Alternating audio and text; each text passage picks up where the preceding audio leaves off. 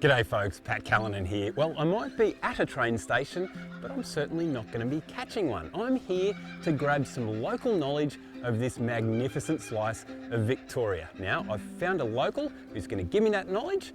I've got her a coffee, so let's go and meet her. Good morning, Emma. How are you? Good, thanks, Pat. How are you? Really well, thanks. Emma, they tell me that you are a bit of a nutbag for the Victorian High Country. Yes, Pat. I grew up right here in Glengarry, so the High Country was my backyard. Rightio. Okay, so since you were young, you've been travelling these hills? Yeah, definitely.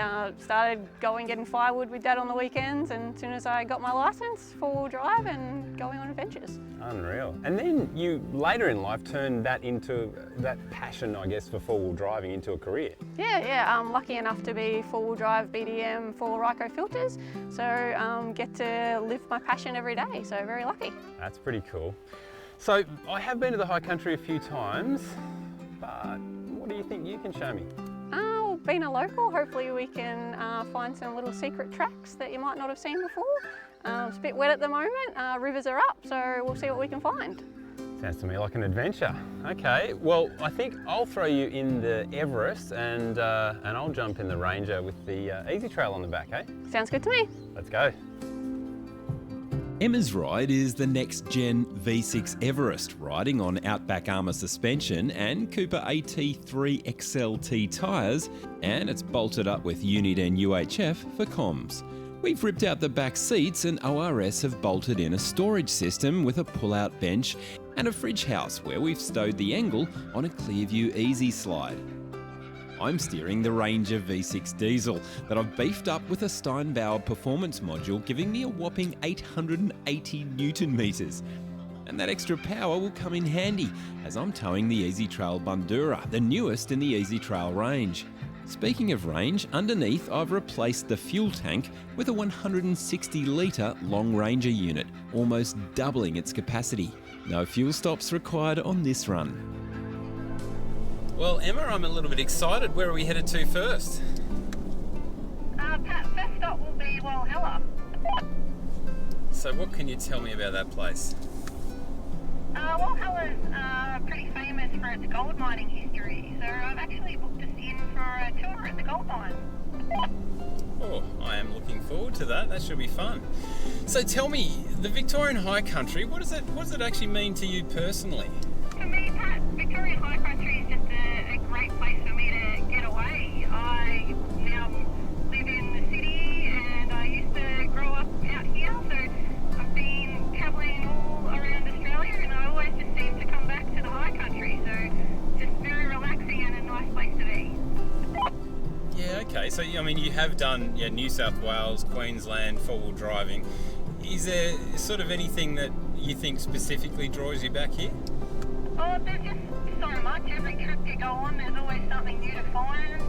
Landscape that changes. We've had bushfires come through. There could be snow. You just don't know what to expect. Gotcha. Well, I guess that turns it into a proper adventure most times you're out here, doesn't it? Yeah, definitely. It's different every time. If there's a more picturesque historical town in Australia, please drop me a line and let me know. Walhalla is bathed in an abundance of natural and man-made beauty. I mean, just look at it. But before exploring town, I thought I'd find out why Walhalla got here in the first place. So I jumped on the back of a tour of the Long Tunnel gold mine.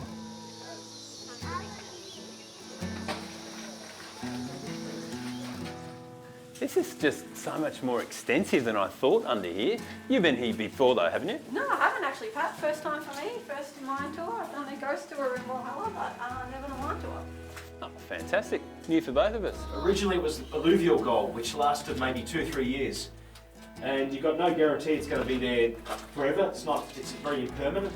And what they're doing now is actually chasing through to the hillside to find the origins of the quartz seam where all the gold has actually been being produced.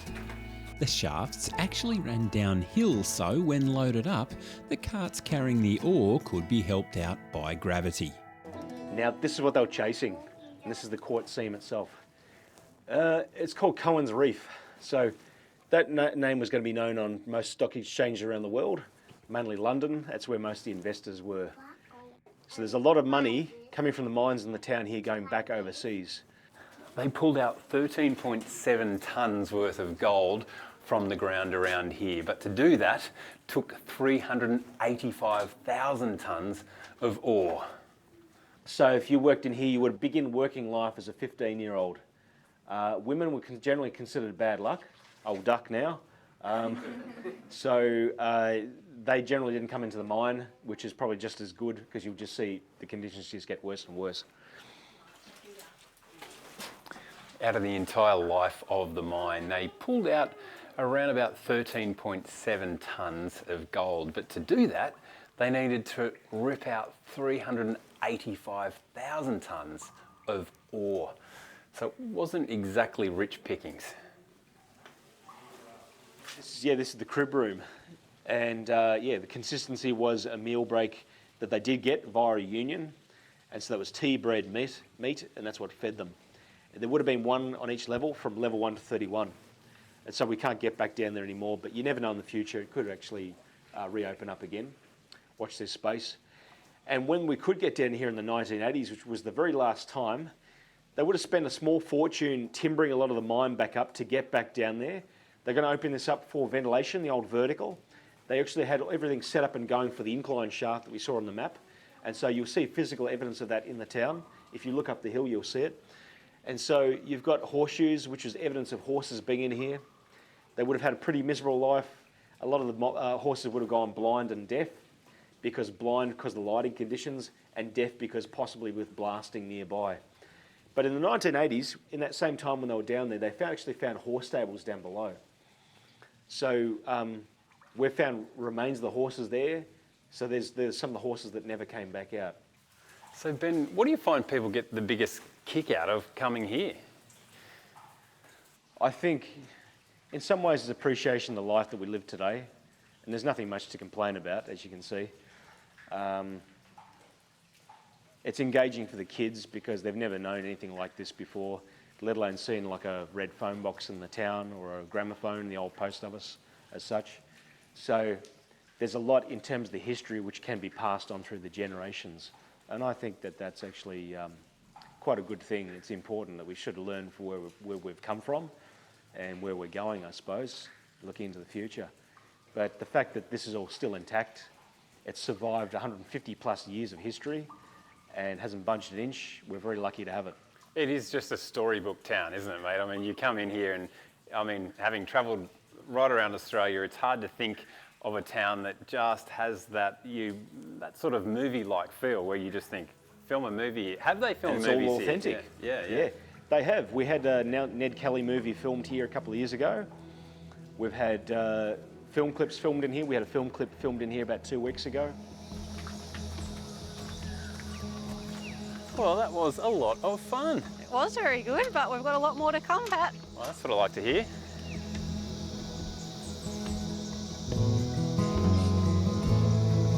Everywhere you stroll around this town, there's something new and interesting to see.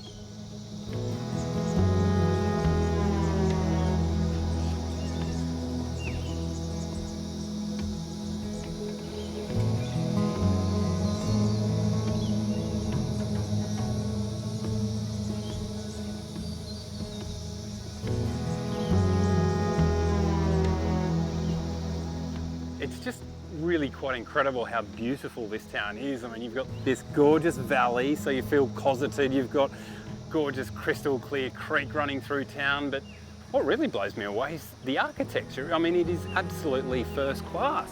Yeah, Pat, well, back in the 1860s, they were pulling in today's dollars $5.5 billion worth of gold out of here, so there's just so much money in the town. Billion? Did you say billion? Billion, yes. Wow.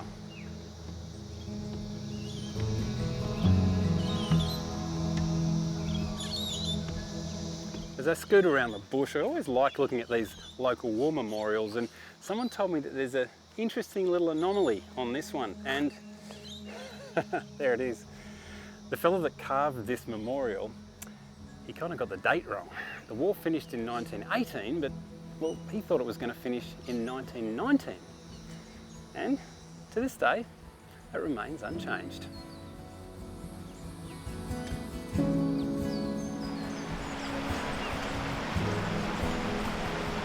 With our Walhalla visit coming to an end, I needed to find out what was next on our agenda.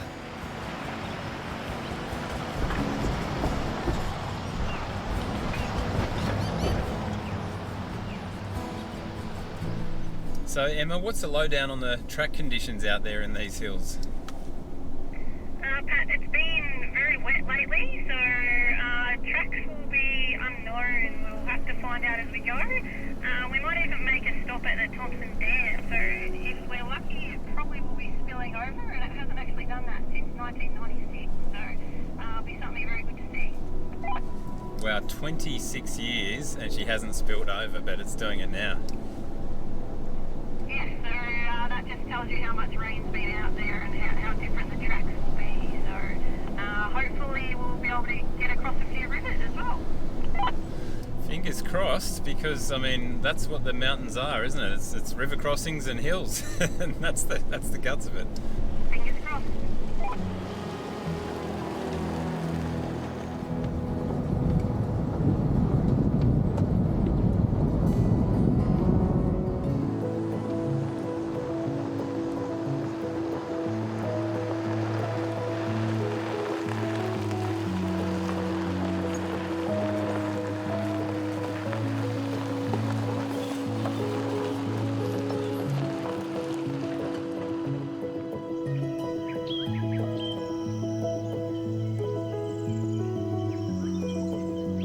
Well, Em, that was an awesome day out there on the tracks and in town. I mean, Walhalla, what a gorgeous place, and down in the mine, amazing. But we did get a little bit of rain, and look what it's created, that gorgeous misty mountain view.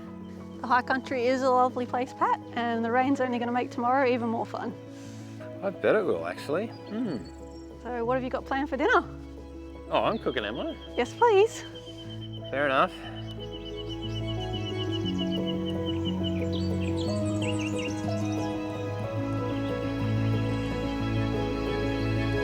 I have a hungry crew tonight, and I'm going to cook up a little bit of Italian. We're going to do a camping carbonara with fettuccine. Now, the reason I love this is because you've basically only got about 3 ingredients.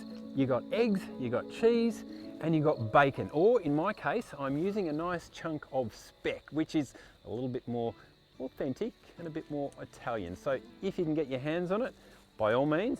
But if you can't, and most of us have bacon and egg in our Engels, then that's going to do the trick as well. So, Chop your speck into 1/2 centimetre chunks and brown it in a hot pan. While that cooks, crack 6 eggs, grate 3/4 of a block of parmesan, then cook some pasta in salted water, and then steal a cup of hot pasta water for later. okay, so our speck is browned up beautifully, so I'm just going to pop it in this bowl here and put it away to the side. We are still going to capture those beautiful fats that are in there, because remember folks, fat is a flavour transporter.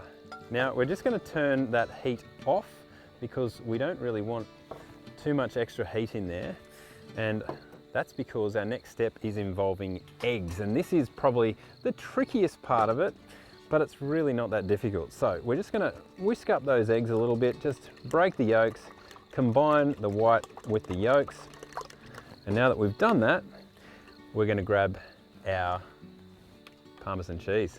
We have a whole lot of cheese there. Now we're not going to use all of that, but we're going to use a whole lot of it.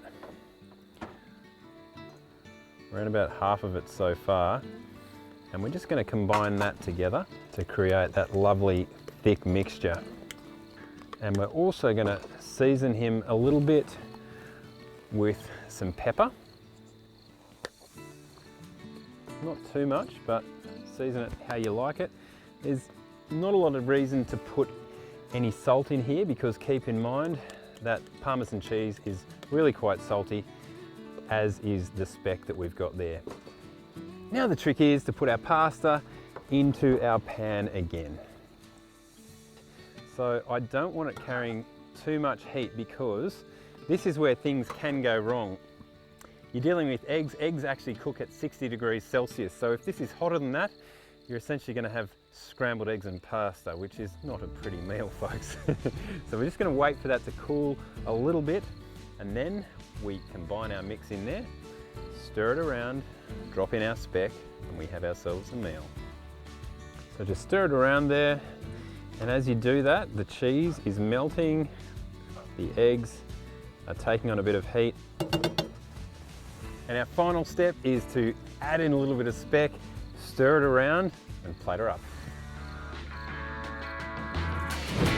After the break, we hit the dirt and discover if the rivers will be too high to cross. As the mist danced its merry jig, we opted to see what the Aberfeldy River was doing and check out Junction Hut along the way. So Pat, this is Junction Hut. Okay, I'm not so sure how I feel about these tin huts. I'm a bit of a fan of the wooden ones. Oh, just wait till you see the view, you'll make up for it. Ooh, okay, I hear some water. What a view! Gee, it looks like there's a bit going on here. Yeah, there's a couple of crossings that we're about to attempt. Oh, not just the one, so I can see one. Yeah, there's another one around the corner. We've got two coming up. Rightio, okay. I tell you what though, when you've had these massive storms and floods come through, you really got to be worried about what's actually on the base there of those river crossings, because you've got to come through here for 5 or 10 years straight, no issues whatsoever.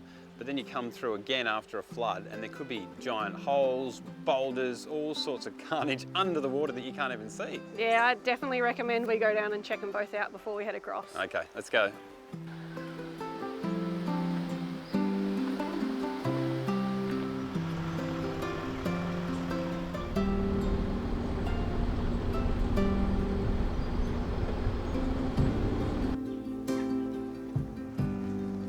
This isn't even that bad, Pat. I've seen it with the water over the rocks. Really? Really? Okay. This is such a relief. I was just imagining an entire episode of the High Country with no water crossings and thinking that would be a very bad episode.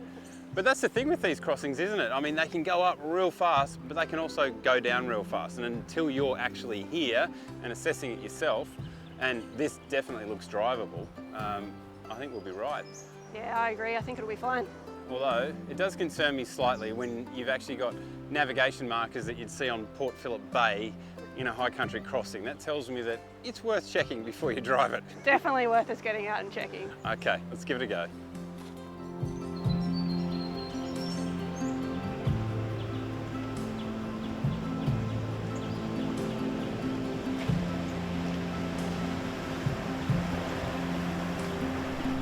Oh, I tell you what.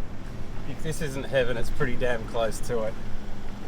Now, when you get to the edge of these water crossings, it's just a nice thing for the environment if you just pull up at the edge of the water and just let the water drain from your vehicle. You could have 50, 60, 70 litres of water stuck up in your chassis and your bull bar and your rear bar and everything. So you drop that out, and then that sort of stops the erosion from crawling further up the river, because keep in mind, water just wants to erode, so the further you go up, the further the water has to come back down. But if you drop it on the edge of the creek, then that's usually the best way to go for the environment.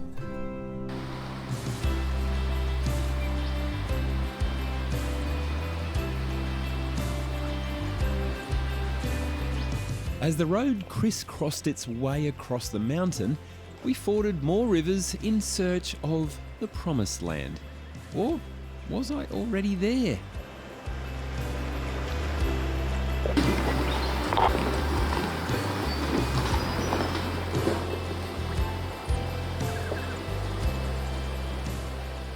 Coming up the White Spur track now, and it is getting nice and steep. These climbs, especially with a camper trailer on the back, they do get the heart racing a bit. And now, this is why I am actually sliding backwards at a rate of knots. Well, not at a rate of knots, but I've run out of traction now. So I'm just going to back her up and take a slightly different line.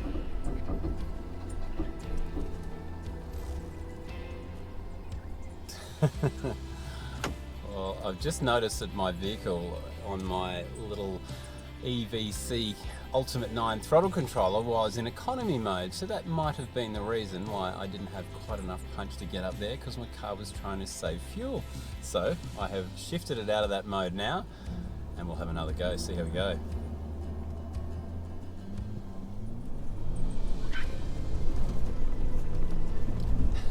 And what do you know, she comes up at a rate of knots in that case.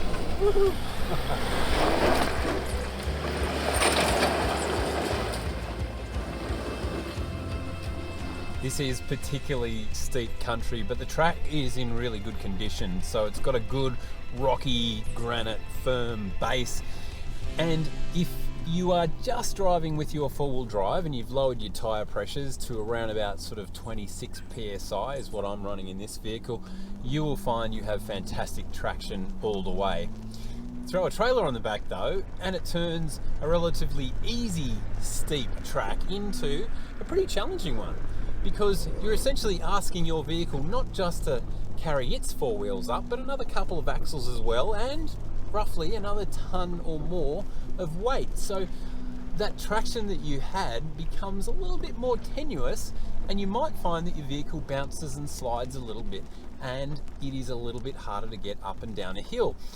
That brings with it its own challenges. When you're ever on a four-wheel drive track and you're not sure if you're going to make it up, you've always got to have a little bit of an escape plan. You've got to work out, if I can't get up, what do I do? Can I winch forward? Can I reverse back? If I reverse back, do I have the skills to do that? So you've really got to be on your game when you're towing in steep terrain.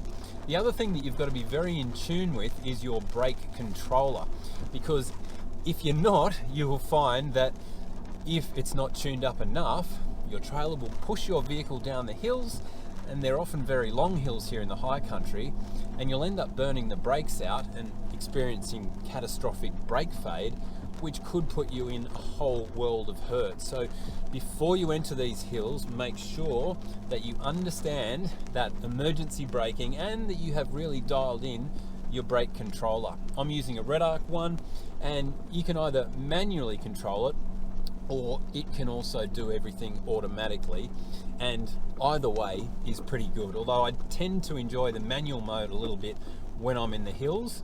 Sometimes your brakes will lock up, but the way that you tune them is I just tend to dial it up to maximum, keep your eye out the window when you're on a dirt road, see when they lock up, and just gently wind it off, so you know and you can feel that brake applying, so you know that the brakes are actually working. Because if you can't feel them actually working, then chances are they're probably not, and that's just going to put way too much pressure on the brakes in your tow vehicle.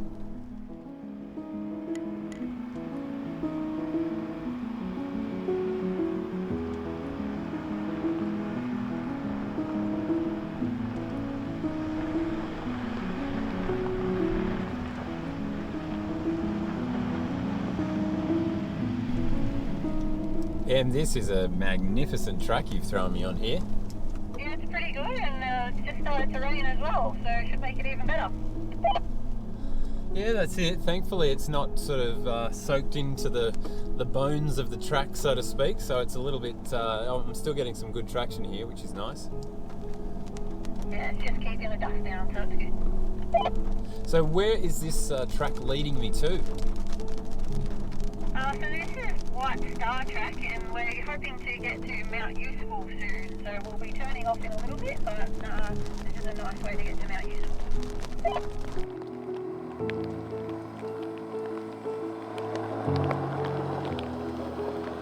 So we're sitting at 1,420 metres, and the land just starts to open up in front of you. Different types of grasses, different types of plants, and those beautiful alpine gums, many of which have been burnt by fires years ago, and their sticks are sitting up eerily over the top of the scenery. But boy oh boy, that view into the distance, the misty mountain view, is something else.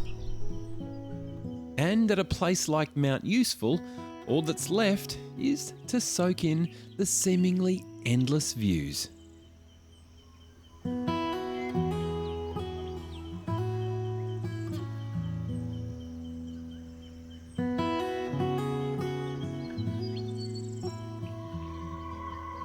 The terrain hots up after the break as not everything goes to plan.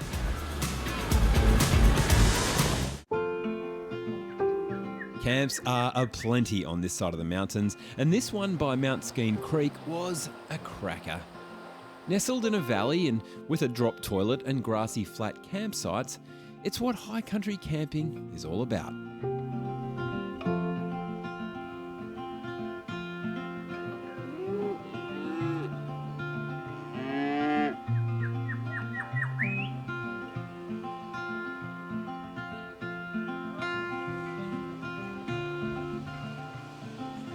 Welcome to the morning peak hour, high country style.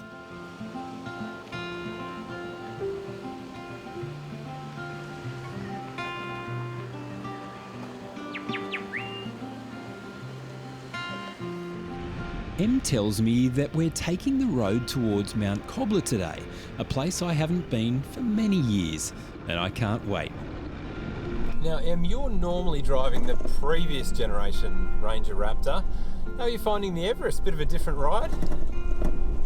Yeah, definitely. The V6 has got a bit more power than the 2 litre. Good stuff. I saw you getting a bit sideways there. Yeah, it's good fun. Speaking of sideways, how's the suspension? What's the ride like on that? It's actually doing really well over these corrugations. Have you done something to the suspension on it yet? Yeah, I have. We've given it a mild lift, probably about sort of 35 mil or 40 mil, something like that. She's got Outback Armour springs and shock absorbers underneath it. And they're new digressive shocks. They actually built those shock absorbers for the African market because you can't kill them with a stick, and then they found that they were so handy they've brought them into the Aussie market now as well. So all engineered in Brizzy, but I love them. They just seem to, take everything you throw at them. Yeah, they're doing really well on these tracks so far. Now, your day job is for Ryco filters. What can you tell me about that? Got any tips for our viewers on filtration? Yeah, I definitely recommend a few things. So we've got some really good cabin filters that will stop the dust getting into the cabs on these dirty roads. So Ryco puts an extra seal, so 100% of the air that goes into the cab will actually be filtered, and no dust can get around and get all that red dirt into the cabin.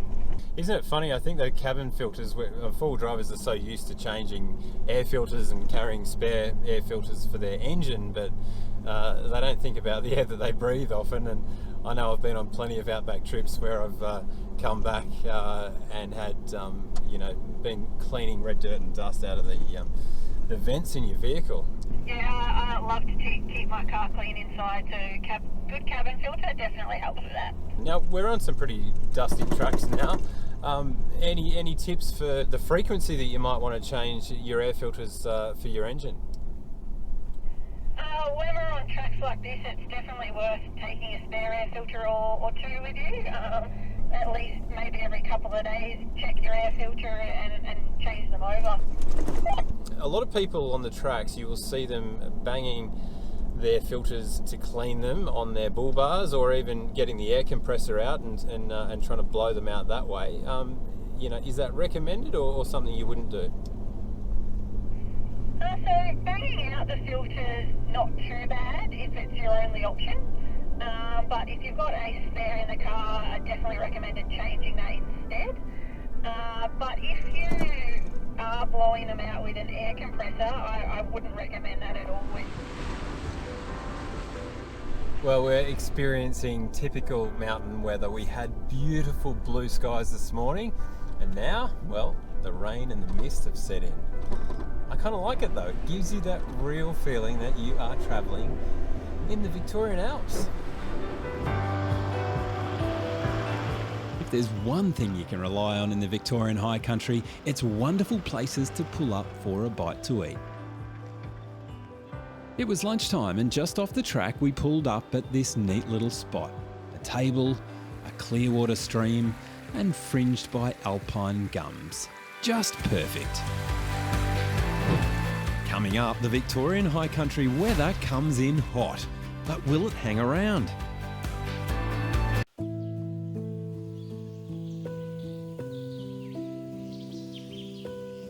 After a great day of driving, Em and I found a sweet little mountaintop camp.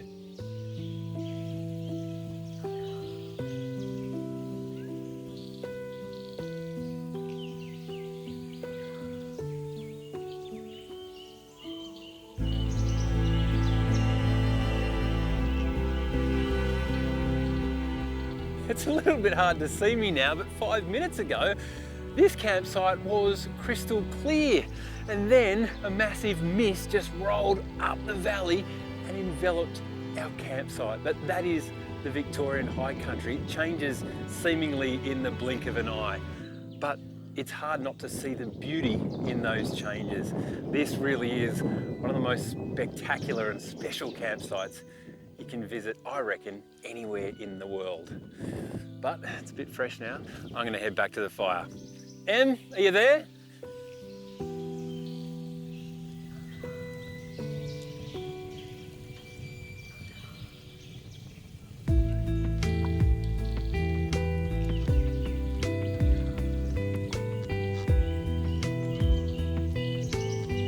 But when the clouds cleared, we were treated to this beautiful blood moon.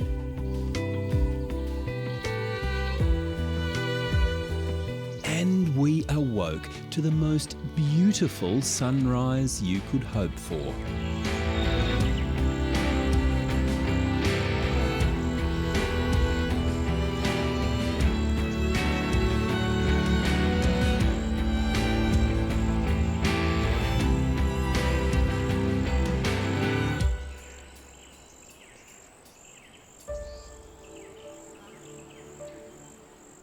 So Em, the Pinnacles, I haven't been here yet. Where does this rate in your top spots of the high country? Number one, this is my favourite spot to come have a look at. Number one? Yeah, definitely Big call. showing you up here, so it's definitely my favourite spot. Wow.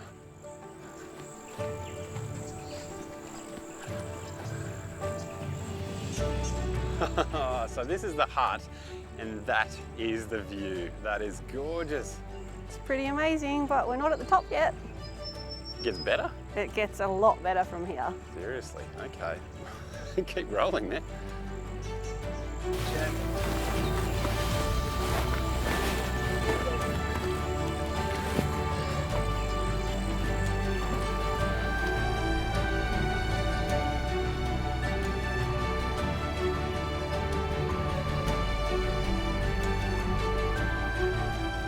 Can you see the snow out there, Pat? Oh yes, right on the peaks. How good is that? Goodness, I just love it when the clouds are just sitting in the base of the valleys. They just give it that extra dimension to the view. We couldn't have picked a better day to come up here. Absolutely. Have a look out there. Oh wow.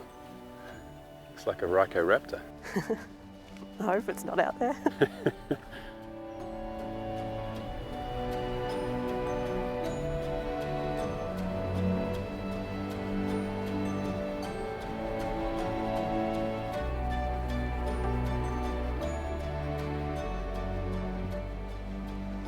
You can see why they put a fire tower here with this view. Oh, can you what?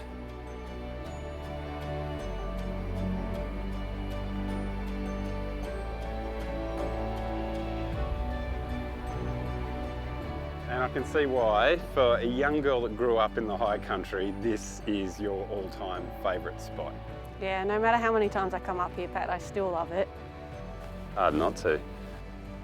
So if you see that peak down there, we'll actually be heading down there. That's Goats Bluff track.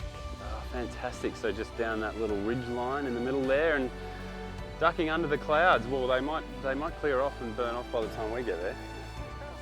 Well, I don't know when the next time I'm going to be up here. I know you'll be up here a bit more, but I'm just going to take a moment to enjoy this view. Go for it. I never get tired of this. I'm quite happy to stay up here and have a look for a while.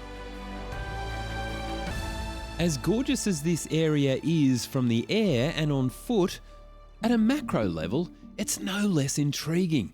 Our stills photographer Tommy Salmon captured the high altitude miniature plants and lichens with his macro lens. It's another world down there.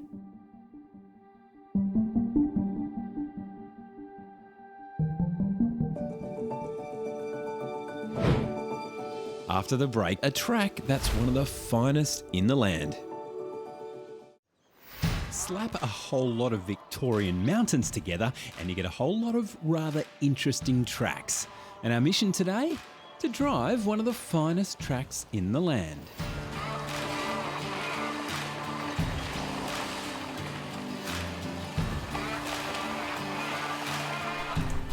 Well, today's drive comes with a little degree of trepidation.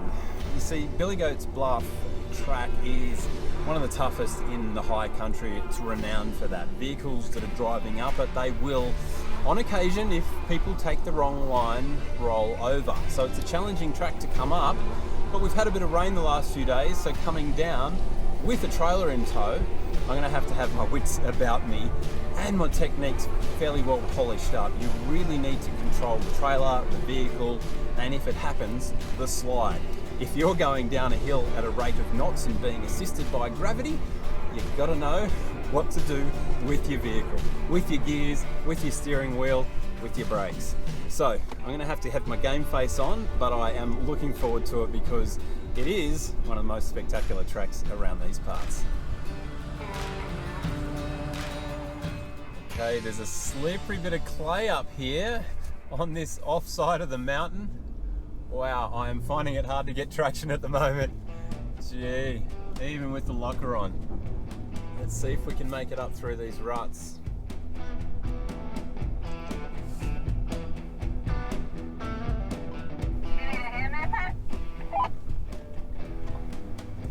I think I need more than a hand. I don't think I need a winch. I'm just going to have another crack at this.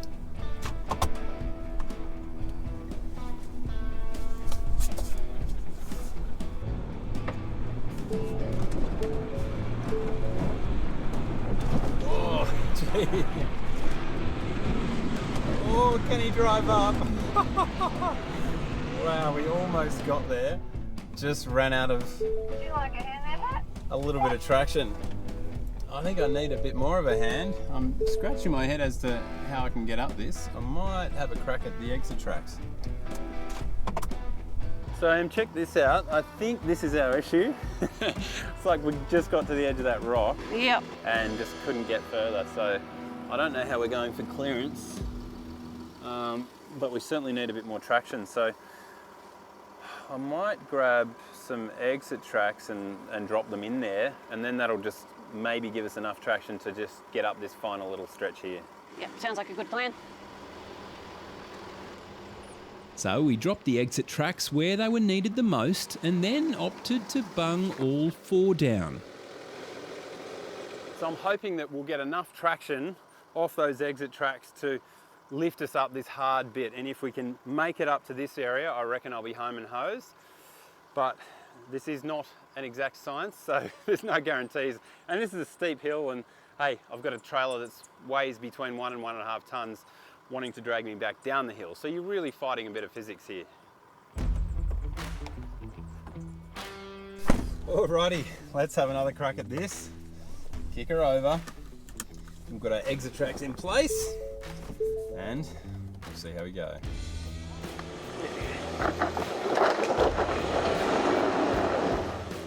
Well, that was close, but no cigar. I think I'll need to take another run at this.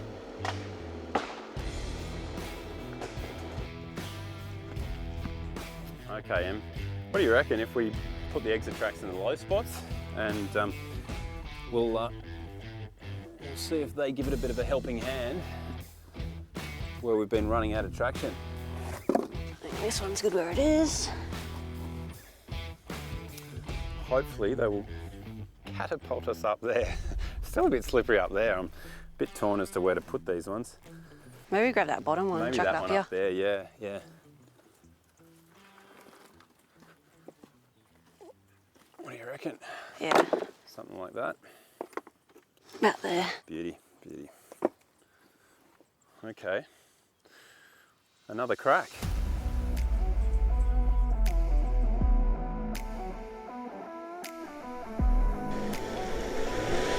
Okay, I'll try and stick to those ruts and hit those tracks. Oh Gee, it's making hard work of that, but we have made it. Boy, oh boy. Whoa, that is slippery. So, you've seen my line, Em. What are you thinking about yours?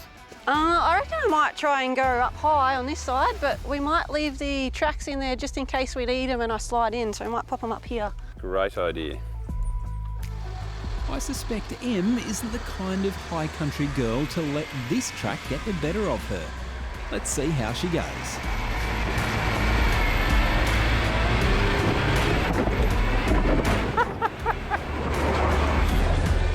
She was not going to let that hill beat her. That was a damn good effort. I mean, you talk about girl drivers, holy cow, they can drive. Still to come, we tackle one of the high country's most epic drives. And during the break, download the Mr 4x4 app with my free 7-day trial. 15 years of 4x4 adventures and tips, all designed for you. From the heights of the Pinnacles, we're starting our long descent into the valley via Goats Bluff track in the Victorian High Country. And while this is a stunning slice of track, it's not without its driving challenges.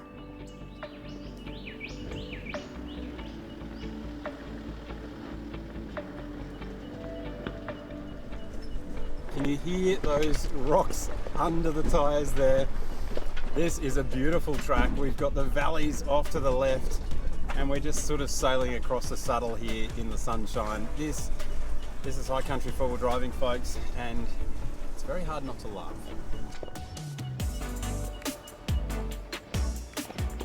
Pat, if you just look over to the right, you'll be able to see where we're heading down Billy Goats, and you can also see the helipad, which will be a good place to stop later. Fantastic. I feel like you can see the helipad and you can see half of Australia from up here, Em.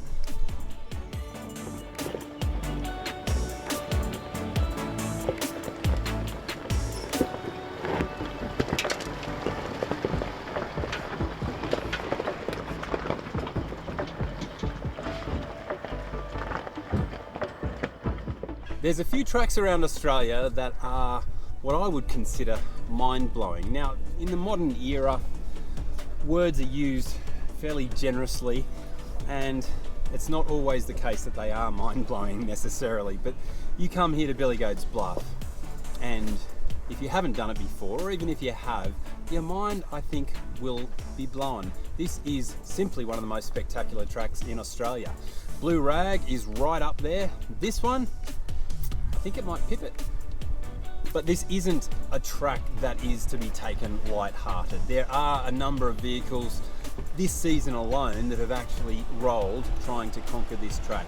You get the line wrong, you get the red mist going, and you drive your vehicle too hard, you can lift wheels and sadly unbalance your vehicle and roll straight back down the hill. It is a really sad thing, so you do need to take it very easy and you really do need to take quite a few precautions. If in doubt, don't do this track. Get some experience elsewhere, and then once you feel confident in this steep terrain, then come and have a crack at it.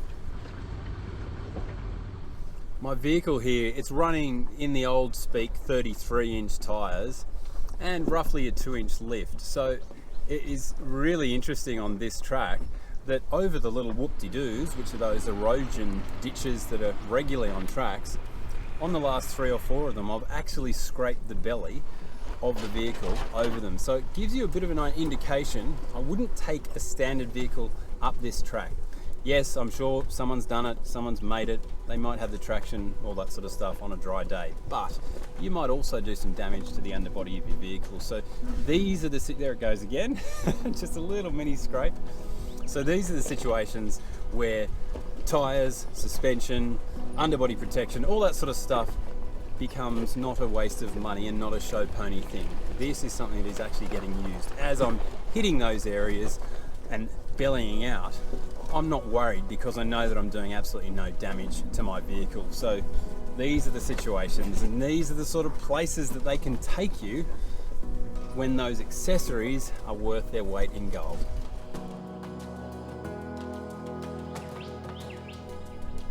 Towing a trailer on Billy Goats Bluff is definitely not something I would recommend for everyone. I've been towing these things for years, across deserts, up and down mountains, across streams and all that sort of stuff, so I feel fairly comfortable. But even on these sort of tracks, I am really on the edge of my ability and the vehicle and the trailers, because it just pushes you a lot harder.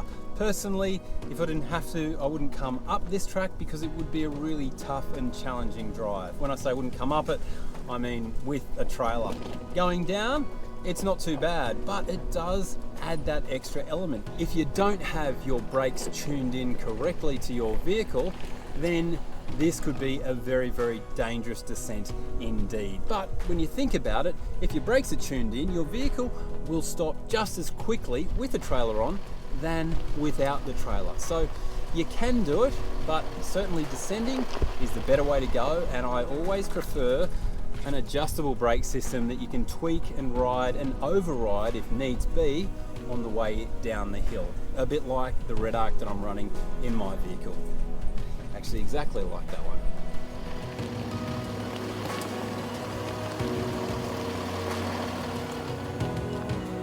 As the country changed from bush to pasture, we knew we were nearing town.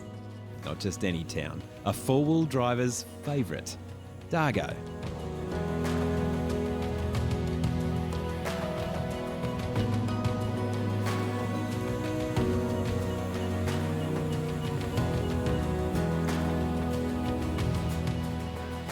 If pubs were measured in character, this one would rank as one of the top 5 in Australia.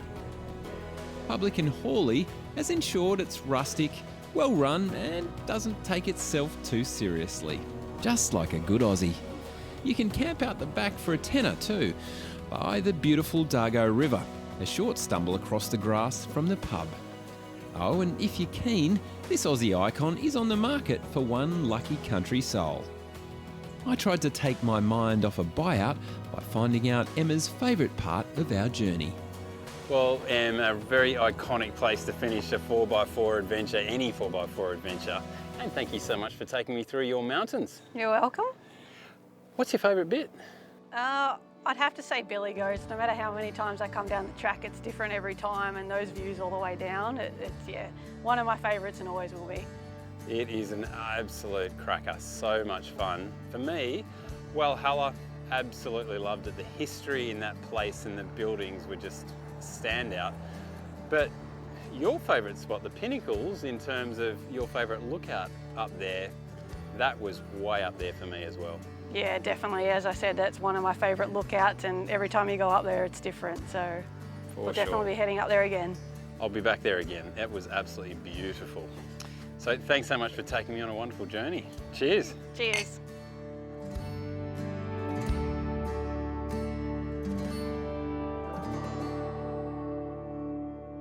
Well, at the end of this run, it's really quite obvious to see why so many Aussies rate the Victorian High Country as their favourite 4x4 adventure. It does have everything. It's got the history, it's got the views, it's got the challenging tracks, those beautiful creek crossings, and just as importantly, the wonderful people that call this place their home.